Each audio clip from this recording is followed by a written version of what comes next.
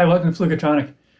Today we're going to do a theory into practice session, and we're going to be looking at arranging for the Native American style flute. And we're going to go through a specific example on how I approach this kind of thing. So we got a question in one of the Facebook groups about a week ago, and the request was for a chart for this particular song called Stranger on the Shore. Now, I'll give you a link below to a YouTube rendition of the original, and you can play through about the first minute and a half to get an idea of this song. So this is from the early 60s, originally composed for clarinet.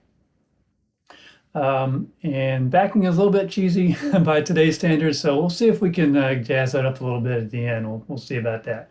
But anyway, first of all, let's just see how we would approach playing this on the Native American style flute. Okay, so the first thing I did was to go looking for charts of any kind. I wasn't really finding much kind of commercially available, but I did find a chart in MuseCore. So I'm going to go into there now, and you'll see here, this is kind of it by a, I think, Korean contributor. But the top line there has the B-flat clarinet line, and my first reaction when I see this was, it goes a lot lower than you can play on a Native American style flute in my notation system.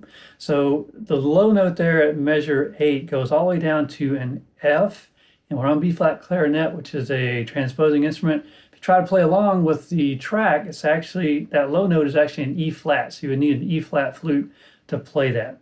So I look at this and I think, I can't play this in my head. So what I want to do is to transpose this into notation that will work for me on Native American style flute.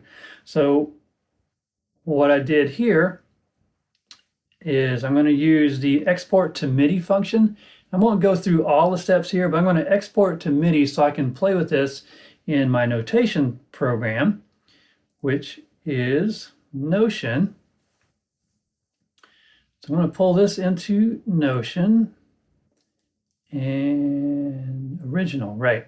So what I've done here, I've skipped a couple of steps, but I've imported it into Notion and transposed it so that the lowest note in here, it is measure 6. Yeah, measure 6, and then again at measure 11, 12, 13, 14. All right, so my notation system, and I've got some other videos on this, I think of a non-transposing instrument as the A flute. So I've got one here. So I think of all holes covered, no matter what flute I'm holding, as an A flute.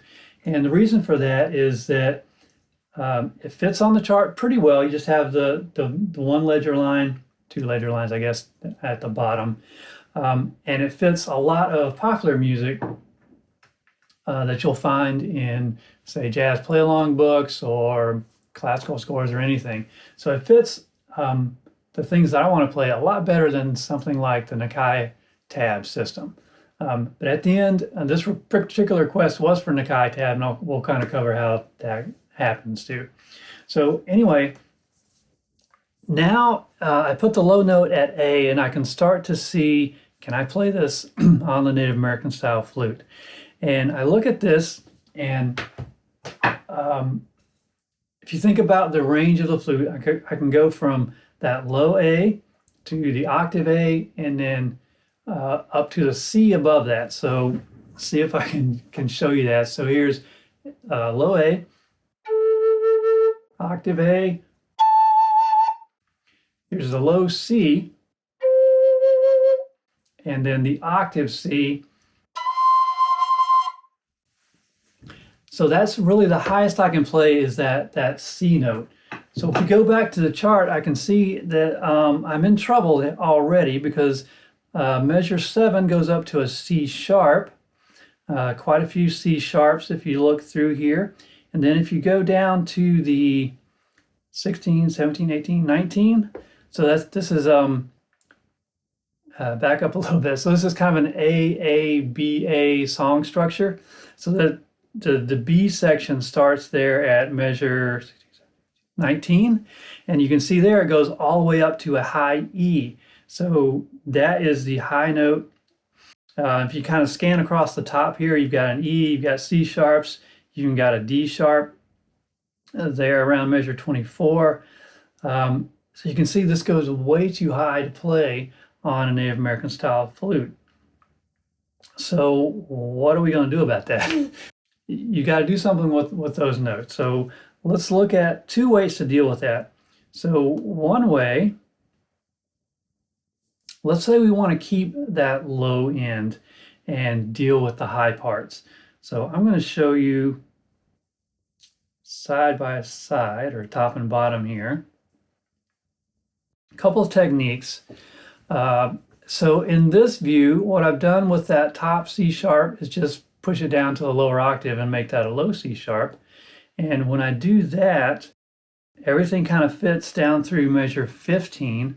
Now on 15, I took a different approach because if I make the jump there, it doesn't sound as well melodically to be jumping up and down in that phrase. So there, instead of just doing an octave jump, what I did was chose to do another note in the scale. In this case, would be another chord tone.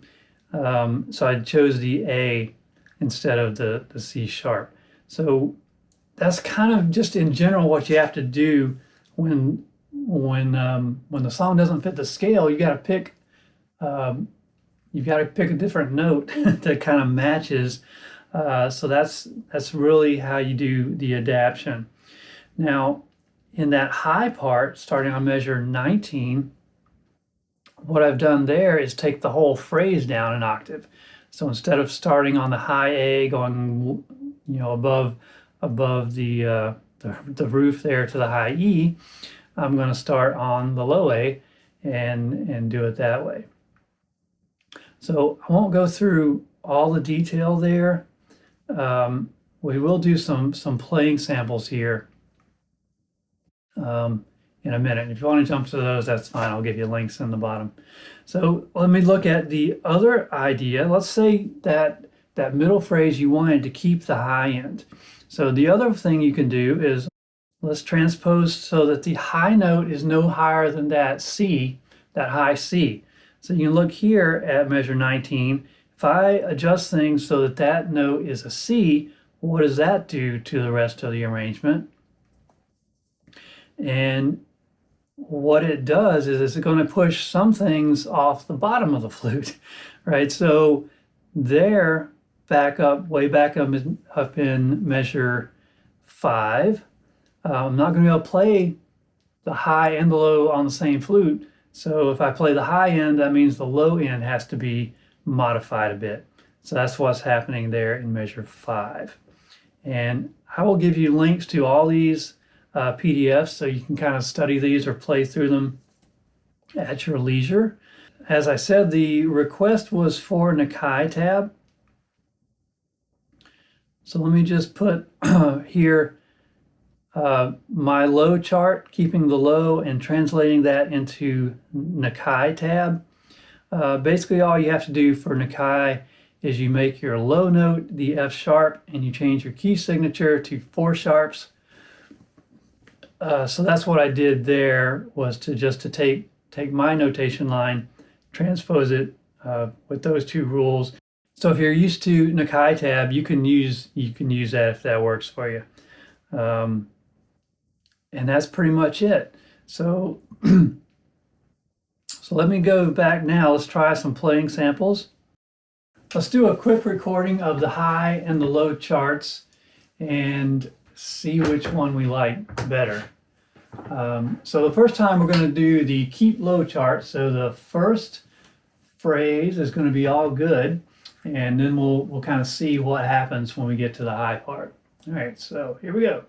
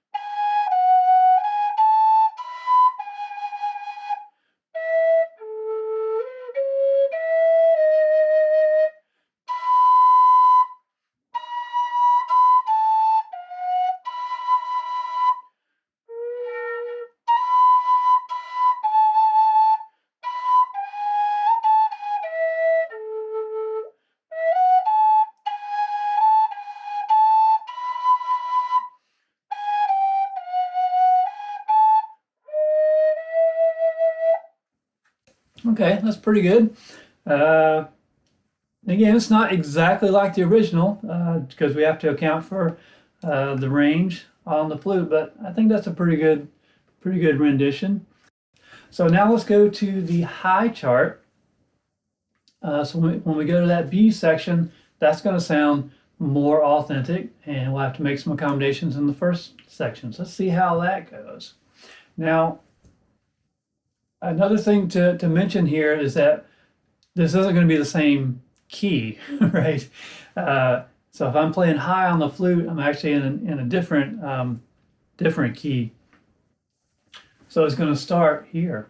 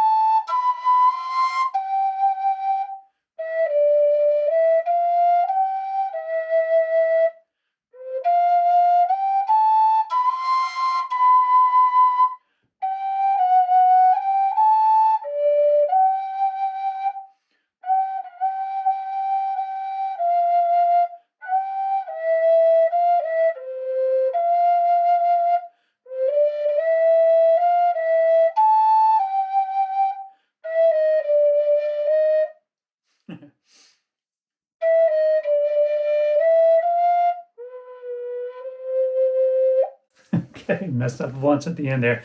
All right, so that is if you want to keep that high end and just adjust a couple notes in the middle. I kind of like that one better. A little more contrast between the parts. You're still going down to that low B note, so you don't ever actually hit the root note of the flute, but you still go kind of low and you get the contrast of that high note. And to me, that middle note that you have to adjust there at the end of the first phrase, that still sounds pretty natural to me, having to go